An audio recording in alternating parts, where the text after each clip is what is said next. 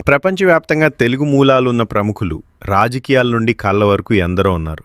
వారిలో కొందరు తెలుగు నేలపై పుట్టి వలస వెళ్ళిన వాళ్ళు, కొందరు అక్కడే పుట్టి మన వారసత్వాన్ని పుణికిపుచ్చుకొని ఉన్నత స్థానానికి ఎదిగిన వాళ్ళు. ఇప్పుడు మనం భారతదేశంలో ఇతర రాష్ట్రాల్లో ఉన్నత స్థానానికి చేరిన వ్యక్తుల గురించి తెలుసుకుందాం. ముందుగా తమిళనాడులో తెలుగు మూలాల గురించి ఒకసారి పరిశీలిద్దాం. తమిళనాడులో చెన్నై, కోయంబత్తూర్, మధురై, సేలం, వేలూరు, కంచిపురం, తిరుచి కృష్ణగిరి, హోసూర్ వంటి నగరాలతో సహా అనేక ప్రాంతాల్లో తెలుగు మూలాలున్న ప్రజలు నివసిస్తున్నారు. వీరిలో తమిళ రాజకీయాలను ప్రభావితం చేసిన తెలుగు మూలాలున్న ప్రముఖ నేతల వివరాలు ఒకసారి చూద్దాం. తెలుగు జాతి మనది, నిండుగా వెలుగు జాతి మనది, అన్నీ కలిసిన తెలుగునాడు మనదే మనదే మనదేరా. ప్రాంతాలు వేరైన మన అంతరంగం ఒకటేనన్న. మద్రాస్ ప్రెసిడెన్సీ అంటే మద్రాస్ రాష్ట్రంలో స్వాతంత్రానికి ముందు మరియు వచ్చిన తర్వాత తమిళ్ నేలను శాసించిన తెలుగు మూలాలున్న ప్రధాన రాజకీయ నాయకులు మరియు ముఖ్యమంత్రుల గురించి తెలుసుకుందాం. ఇందులో మొదటిగా చెప్పుకోవాల్సిన పేరు దివాన్ బహదూర్ అగరం సుబ్బరాయల్ రెడ్డియార్. 1920 నుండి 21 వరకు మద్రాస్ ప్రెసిడెన్సీకి మొదటి ముఖ్యమంత్రిగా పనిచేశారు. సుబ్బరాయల్ రెడ్డియార్ తమిళనాడులోని సౌత్ ఆర్కాడ్ జిల్లాకు చెందిన సంపన్న తెలుగు రెడ్డియార్ కుటుంబంలో 1855లో జన్మించారు. 1920 నవంబర్లో మద్రాస్ ప్రెసిడెన్సీకి జరిగిన మొదటి సార్వత్రిక ఎన్నికల్లో జస్టిస్ పార్టీ తరపున ఎన్నికై ముఖ్యమంత్రిగా బాధ్యతలు చేపట్టిన తెలుగువారిలో మొదటివారు. ఆయన జస్టిస్ పార్టీ నాయకుడిగా మద్రాసులో పరిపాలనా మార్పులకు, ద్రవిడ ఉద్యమ తొలి దశకు పునాదులు వేశారు. 1921లో తన 66వ ఏట మరణించాడు. తరువాత కాళహస్తిలో 1866లో జన్మించి పానగల్ రాజాగా ప్రసిద్ధి చెందిన పానగంటి రామరాయ నింగర్ 1921 నుండి 1926 వరకు జస్టిస్ పార్టీ తరపున ఎన్నికై ముఖ్యమంత్రిగా పనిచేశాడు. పానగల్ రాజా కాళహస్తిలోని ఒక ఉన్నత తెలుగు కుటుంబంలో జన్మించారు. ఆయన శ్రీకాళహస్తి జమీందార్ కుటుంబానికి చెందినవారు. ఇతను నియోగి బ్రాహ్మణుడు మరియు తెలుగు భాషాభిమాని. ఆయన కాళహస్తిలోనే పెరిగారు, మద్రాసులో చదువుకున్నారు. పానగల్ రాజాగారు బహుభాషావేత్త అయినప్పటికీ తెలుగు సంస్కృతి మరియు సాహిత్యంపై ఆయనకు మంచి పట్టు ఉంది. జస్టిస్ పార్టీ నాయకుడిగా 5 సంవత్సరాలు మద్రాస్ ప్రెసిడెన్సీ ముఖ్యమంత్రిగా సేవలందించారు. తెలుగువారికి, ముఖ్యంగా అణగారిన వర్గాలకు ఆయన సేవ చేశారు. పానగల్ రాజాగారు 1928లో తన 62వ ఏట ఊపిరితిత్తుల వ్యాధితో మరణించాడు. తర్వాత చెప్పుకోబోయే నాయకుడు బొల్లిన మునిస్వామి నాయుడు గారు. మద్రాస్ ప్రెసిడెన్సీకి 1930 నుండి 32 వరకు ముఖ్యమంత్రిగా పనిచేసిన ప్రముఖ తెలుగు నాయకుడు. ఆయన 1885లో చిత్తూరు జిల్లా వెదురుకుప్పం మండలంలోని ఒక సామాన్య రైతు కుటుంబంలో జన్మించారు. మునిస్వామి నాయుడు గారు తెలుగు మాట్లాడే కమ్మ సామాజిక వర్గానికి చెందినవారు. మద్రాస్ ప్రెసిడెన్సీకి ముఖ్యమంత్రి అయిన తెలుగువారిలో ఈయనొకరు. జస్టిస్ పార్టీ ద్వారా తన రాజకీయ ప్రస్థానాన్ని ప్రారంభించారు. బ్రాహ్మణేతర ఉద్యమంలో కీలక పాత్ర పోషించి తెలుగువారందరినీ ఐక్యం చేయడంలో కృషి చేశారు. తన పాలనలో సామాజిక సమానత్వం కోసం మరియు రైతు సంక్షేమం కోసం అనేక సంస్కరణలు చేపట్టారు. బొల్లిన మునిస్వామి నాయుడు గారు 1935లో తన 50వ ఏట అస్వస్థతకు గురి అయి మరణించాడు.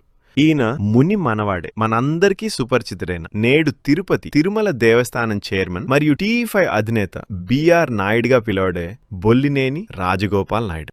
బొల్లిన మునిస్వామి నాయుడు గారి తర్వాత బొబ్బిలి రాజాగా ప్రసిద్ధి చెందిన రామకృష్ణ రంగారావు బొబ్బిలి సంస్థానాధీశుడు, జస్టిస్ పార్టీ నాయకుడు. 2 పర్యాయాలు అనగా 1932 నుండి 36 వరకు, మళ్లీ 36 నుండి 37 వరకు ముఖ్యమంత్రిగా బాధ్యతలు నిర్వహించిన తెలుగు వ్యక్తి. రాజా శ్వేతాచలపతి రామకృష్ణ రంగారావు బొబ్బిలి రాజవంశానికి చెందిన 13వ రాజు. ఆయన 1901లో బొబ్బిలిలో జన్మించారు. తెలుగు మాట్లాడేవారిపై తమిళ జాతీయవాదం ప్రభావాన్ని ఎదుర్కొన్న కాలంలో ప్రముఖ తెలుగు నేతగా ఉన్నారు. రాజాగారు 1978లో తన 77వ ఏట తర్వాత ముఖ్యమంత్రిగా బాధ్యతలు చేపట్టిన తెలుగువాడు కూర్మా వెంకటరెడ్డి నాయుడు 1937లో 3.5 నెలలపాటు స్వల్పకాలం ముఖ్యమంత్రిగా వ్యవహరించారు. కూర్మా వెంకటరెడ్డి నాయుడు ఆంధ్రదేశానికి చెందిన ప్రముఖ రాజకీయ నాయకుడు, న్యాయవాది, విద్యావేత్త మరియు మద్రాస్ ప్రెసిడెన్సీ ముఖ్యమంత్రిగా పనిచేసినవారు. ఆయన 1875లో బ్రిటిష్ పాలనలో ఉన్న మద్రాస్ ప్రెసిడెన్సీలోని గోదావరి జిల్లా రాజమండ్రిలో ఒక సంపన్న కాపు కుటుంబంలో జన్మించారు. ఆయనది రాజమండ్రికి చెందిన సైనిక యోధుల కుటుంబం. మద్రాసులో విద్యను అభ్యసించి న్యాయశాస్త్రంలో పట్టా పొంది రాజమండ్రిలో న్యాయవాదిగా ప్రాక్టీస్ చేశారు. కూర్మా వెంకటరెడ్డి నాయుడు గారు జస్టిస్ పార్టీలో ప్రముఖ నేతగా పనిచేశారు. మద్రాస్ ప్రెసిడెన్సీకి 1937లో తాత్కాలిక గవర్నర్గా అలాగే ముఖ్యమంత్రిగా బాధ్యతలు నిర్వర్తించారు. ఈయన కుమారుడు కూర్మా వేణుగోపాల స్వామి సుప్రసిద్ధ నాటక విమర్శకులు మరియు న్యాయవాది. కూర్మా వెంకటరెడ్డి నాయుడు గారు 1942లో తన 67వ ఏట మరణించాడు. ఇప్పుడు మాట్లాడుకోబోయే వ్యక్తి అటు మద్రాస్ ప్రెసిడెన్సీకి ఇటు ఆంధ్ర రాష్ట్రానికి ముఖ్యమంత్రిగా పనిచేశారు. ఆయనే మనకందరికీ ఆంధ్ర కేసరిగా తెలిసిన ప్రముఖ స్వతంత్ర సమరయోధుడు టంగుటూరి ప్రకాశం పంతులు. 1937లో కాంగ్రెస్ అధికారంలోకి వచ్చినప్పుడు రాజాజీ మంత్రివర్గంలో ఆయన రెవెన్యూ మంత్రి అయ్యాడు. ఎన్నో అభివృద్ధి కార్యక్రమాలకు శ్రీకారం చుట్టాడు. 1946లో మద్రాస్ రాష్ట్రానికి ముఖ్యమంత్రిగా ఎన్నికై 13 నెలల పాటు ఆ పదవిలో కొనసాగాడు. ఎన్నో అభివృద్ధి పనులు చేపట్టాడు. స్వంత పార్టీలోని అంతర్గత రాజకీయాలకు ఆయన ప్రభుత్వం బలయ్యాక పార్టీ నుండి బయటకొచ్చి స్వంతంగా ప్రజాపార్టీని స్థాపించాడు. 1872లో జన్మించిన టంగుటూరి ప్రకాశం పంతులు గారు 1957లో ఒంగోలు పర్యటనలో వడదెబ్బకు గురై నీరసించి హైదరాబాద్లో ఆసుపత్రిలో చేర్పించబడ్డాడు. అక్కడే తన 85వ ఏట పరమపదించాడు. ఓమందూర్ పి రామస్వామి రెడ్డియార్ స్వాతంత్రం వచ్చిన సమయంలో మద్రాస్ రాష్ట్రానికి అనగా 1947 మార్చి నుంచి 1949 ఏప్రిల్ వరకు ముఖ్యమంత్రిగా ఉన్నారు. ఓమందూర్ పి రామస్వామి రెడ్డియార్ తెలుగు మూలాలు కలిగిన ప్రముఖ తమిళనాడు రాజకీయ నాయకుడు మరియు స్వాతంత్ర సమరయోధుడు. రామస్వామి రెడ్డియార్ దక్షిణ ఆర్కాడ్ జిల్లాలోని ఓమందూర్ గ్రామంలో తెలుగు మాట్లాడే రెడ్డియార్ సామాజిక వర్గానికి చెందిన కుటుంబంలో 1895 జన్మించారు. రెడ్డియార్ వర్గం తమిళనాడులోని తెలుగు సంతతికి చెందిన ప్రధాన వ్యవసాయక కులం. రెడ్డియార్ వర్గం వారు శతాబ్దాల క్రితమే తెలుగు ప్రాంతాల నుండి తమిళనాడుకు వలస వచ్చి అక్కడ స్థిరపడిన తెలుగువారిగా చెప్పబడతారు. ఆయన స్వాతంత్రానంతరం మద్రాస్ ప్రెసిడెన్సీకి మొదటి ముఖ్యమంత్రిగా అయ్యారు. దేవదాసి వ్యవస్థకు ముగింపు పలికాడు. మద్రాస్ ప్రభుత్వానికి స్వంతంగా ఒక విమానం కొన్నాడు. రామస్వామి రెడ్డియార్కు 1970లో తన 75వ ఏట మరణించాడు. పిఎస్ కుమారస్వామి రాజా 1949 నుండి 52 వరకు మద్రాస్ రాష్ట్రానికి చివరి ప్రధానమంత్రిగా మరియు మొదటి ముఖ్యమంత్రిగా బాధ్యతలు నిర్వహించారు. వీరి కాలంలోనే మద్రాస్ రాష్ట్రం నుండి ఆంధ్ర రాష్ట్రం విడిపోవడానికి ప్రయత్నాలు జరిగాయి. మద్రాస్ ప్రెసిడెన్సీ మాజీ ముఖ్యమంత్రి మరియు ఒడిషా మాజీ గవర్నర్ అయిన పూసపాటి సంజీవి కుమారస్వామి రాజా గారికి బలమైన తెలుగు మూలాలు ఉన్నాయి. ఆయన రాజక్షత్రియ సామాజిక వర్గానికి చెందినవారు. వీరి పూర్వీకులు విజయనగర సామ్రాజ్య కాలంలో ఆంధ్రప్రదేశ్లోని తూర్పు గోదావరి జిల్లా ప్రాంతం నుండి తమిళనాడుకు వలస వెళ్లారు. ఆయన ఇంటి పేరు పూసపాటి. ఇది విజయనగరం గజపతిరాజుల వంశానికి చెందిన ఇంటి పేరు. ఆయన 1898లో తమిళనాడులోని రాజపాలయంలో జన్మించారు. రాజపాలయం ప్రాంతం తెలుగు మాట్లాడే రాజు సామాజిక వర్గానికి ప్రధాన కేంద్రంగా ఉంది. ఆయన తల్లిదండ్రులు ముత్తమ్మాళ్ మరియు సంజీవిరాజు. ఆయన తల్లి దాట్లవారి ఆడపడుచు. దాట్ల కూడా తెలుగురాలింటి పేరు. కుమారస్వామి రాజాగారు రౌలట్ చట్టాన్ని నిరసించి ప్రజలను సత్యాగ్రహానికి జాగృతం చేసేందుకు వచ్చిన మహాత్మాగాంధీని దర్శించి ఆయన ఆకర్షణ శక్తికి మంత్రముగ్ధులయ్యారు. బ్రిటిష్ పాలనలో కొంతకాలం జైలు జీవితం గడిపారు. ఆయన 1949 నుండి 52 వరకు ఉమ్మడి మద్రాస్ రాష్ట్ర ముఖ్యమంత్రిగా పనిచేశారు. ఈయన ముఖ్యమంత్రిగా ఉన్నప్పుడు న్యాయ వ్యవస్థను ఎగ్జిక్యూటివ్ నుండి వేరు చేశారు.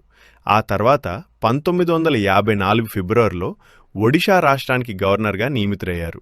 సంతానం లేని కుమారస్వామి గాంధీ కళామందిరం, కాంగ్రెస్ స్వర్ణోత్సవ మైదానం అను సంస్థలను స్థాపించారు. గాంధేయవాది అయిన ఆయనను ప్రజలు దక్షిణ గాంధీ అని పిలిచేవారు.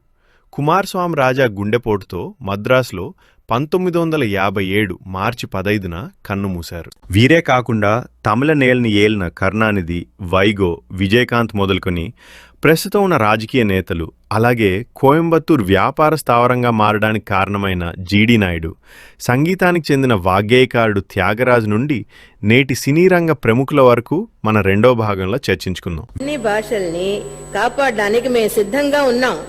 ఏం చెయ్యాలని చెప్పండి.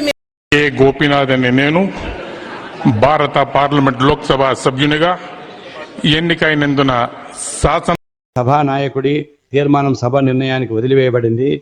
అంగీకరించేవారు అవును అనండి. అనేవి కేవలం ప్రజల కోసమే. అదేవిధంగా రాజకీయ పార్టీ అంటే అది ప్రజలకు తెలుగదేలయన్న తెలుగదేలయన్న దేశంబు తెలుగు ఏను తెలుగు వల్ల భుండ దేశ భాషలందు తెలుగు లెస్స